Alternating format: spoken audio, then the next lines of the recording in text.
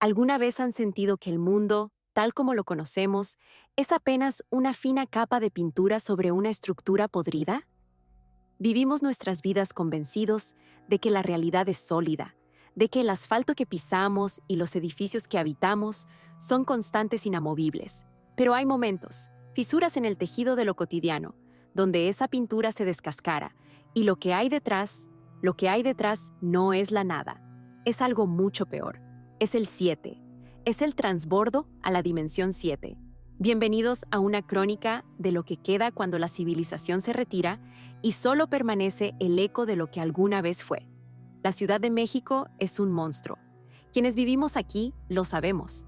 Es un organismo vivo que respira smog, que grita a través de millones de claxones y que late con el ritmo frenético de la desesperación. Aquella tarde, el monstruo estaba especialmente inquieto. El termómetro marcaba 30 grados, pero sobre el pavimento de la Avenida de los Insurgentes, el calor se sentía como un aliento fétido que subía desde las alcantarillas. Estaba atrapado, un embotellamiento que parecía no tener fin, una serpiente de metal y humo que se extendía hasta donde alcanzaba la vista. Recuerdo el sudor pegándose a mi camisa, el sonido irritante de una estación de radio local que escupía noticias sobre baches y política, y esa sensación claustrofóbica de estar perdiendo la vida un minuto a la vez. Miré por el retrovisor. Rostros cansados, manos golpeando volantes, ojos vacíos mirando el parachoques de adelante. Era la rutina. Era el infierno normalizado. O eso creía. Decidí tomar un desvío que no conocía bien. Una calle lateral cerca de la colonia San Rafael que prometía sacarme del nudo gordiano del tráfico. Fue un giro impulsivo. Un movimiento del volante hacia una calle sombreada por edificios antiguos de techos altos y fachadas desconchadas. Al entrar en esa calle, el ruido del tráfico comenzó a amortiguarse. No fue algo gradual. Fue como si alguien hubiera bajado el volumen de una televisión vieja hasta dejarlo en un zumbido apenas perceptible. Pensé que era el alivio de salir de la avenida principal, pero entonces crucé un pequeño túnel, uno de esos pasos a desnivel que abundan en la ciudad, donde la luz del sol se pierde por unos segundos. Al salir del otro lado, la luz no volvió. No es que se hubiera hecho de noche, era algo distinto. El cielo había adquirido un tono grisáceo, el color de la ceniza húmeda, un color que no proyectaba sombras.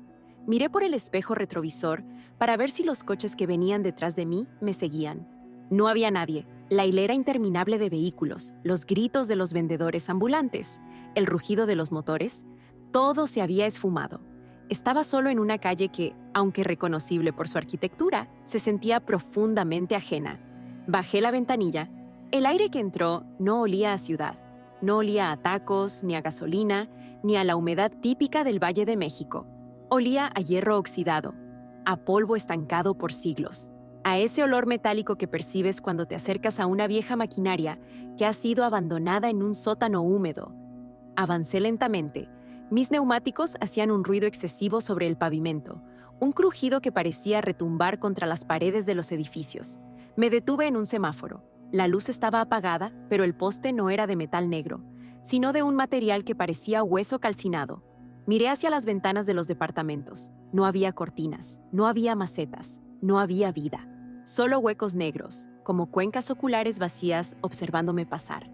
Fue entonces cuando la angustia comenzó a apretarme el pecho.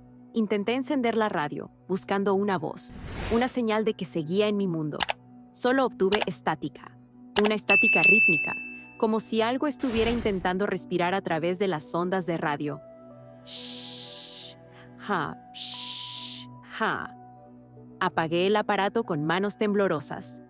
Es solo un barrio que no conozco, me dije a mí mismo, aunque sabía que mentía. Me perdí y terminé en una zona industrial abandonada. Pero no había fábricas, había monumentos. Llegué al Paseo de la Reforma, el corazón de la ciudad, el lugar donde el ángel de la independencia debería alzarse orgulloso con sus alas doradas, desafiando al cielo. Pero lo que vi me obligó a frenar en seco, dejando una marca negra sobre el asfalto agrietado. La columna estaba ahí, pero estaba torcida, como si una fuerza colosal la hubiera intentado arrancar del suelo. El ángel. El ángel no tenía alas. Era una figura de piedra gris, con el rostro borrado por la erosión de un tiempo que no debería haber pasado. Sus manos, que antes sostenían una corona de laurel, ahora estaban extendidas hacia abajo, como si intentaran alcanzar a los que pasaban por debajo. El oro había desaparecido. Solo quedaba la piedra porosa y cubierta de un moho negruzco que parecía palpitar. Los rascacielos que rodean la glorieta estaban ahí, pero eran esqueletos. Las ventanas de cristal habían sido reemplazadas por una sustancia opaca, similar a la cera. No había viento, ni una hoja se movía en los árboles, que no eran más que troncos retorcidos sin una sola hoja, con ramas que parecían dedos suplicantes petrificados en un grito eterno. Sentí el impulso de bajarme del coche, de gritar, de buscar a alguien, pero el instinto, ese mecanismo ancestral que nos advierte del peligro antes de que la razón lo procese, me gritó que me quedara dentro, que mi coche era mi única cápsula de realidad en este océano de degradación. Continué manejando hacia el centro histórico. Cada metro que avanzaba, la ciudad se volvía más irreconocible, más... 7. El asfalto estaba cubierto por una fina capa de ceniza blanca. Vi otros coches estacionados a los lados de la calle, modelos de los años 90, de los 70, incluso carruajes antiguos, todos cubiertos por la misma pátina de abandono. Algunos tenían las puertas abiertas. En su interior no había restos humanos, solo montones de ropa vieja que conservaban la forma de quien alguna vez la usó, como si sus cuerpos se hubieran evaporado dejando solo el envoltorio. Llegué a la calle de Madero. En mi mundo, es una vía peatonal llena de turistas, tiendas de lujo y música de organilleros. Aquí era un cañón de silencio. Los edificios barrocos, las joyas coloniales de la ciudad de los palacios, se estaban desmoronando. El palacio de Iturbide parecía haber sido lamido por un ácido invisible. Sus detalles de piedra se habían derretido, creando formas grotescas que recordaban a rostros agonizantes. Y entonces llegué al Zócalo, la Plaza de la Constitución, el lugar donde late el corazón de México. En mi memoria es un espacio de banderas gigantes, de multitudes, de historia. En la dimensión 7 es el epicentro del vacío.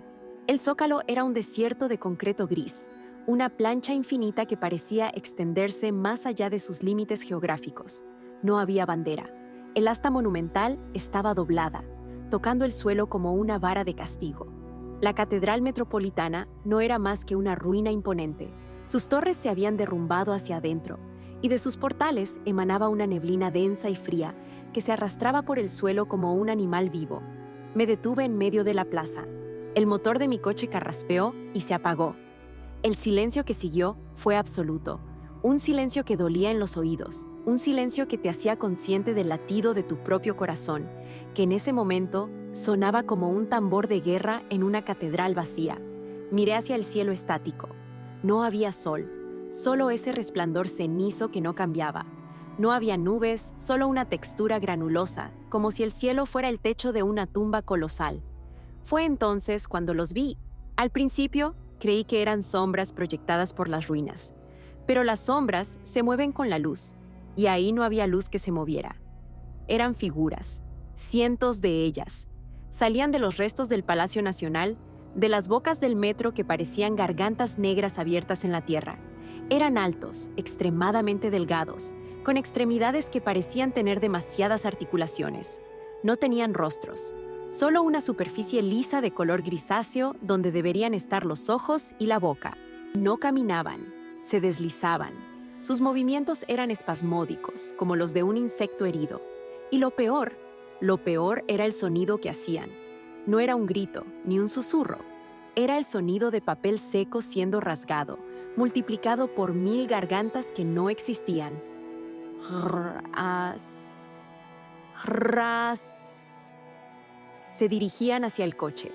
No con prisa, sino con la confianza de quien sabe que su presa no tiene a dónde ir. Eran los habitantes de Siete Alem, los olvidados, aquellos que alguna vez tomaron el desvío equivocado, que cruzaron el umbral y que, con el paso de los siglos en esta dimensión, donde el tiempo es un círculo viciado, perdieron su humanidad hasta convertirse en parte del paisaje degradado. El pánico, el verdadero pánico, ese que te hiela la sangre y te impide pensar, se apoderó de mí. Giré la llave. El motor gimió, pero no arrancó. Las figuras estaban a 50 metros. 40. Podía ver la textura de su piel, que parecía cuero viejo y reseco. Podía sentir el frío que emanaban, un frío que atravesaba el cristal del coche. Por favor, susurré con la voz rota. Cerré los ojos con fuerza.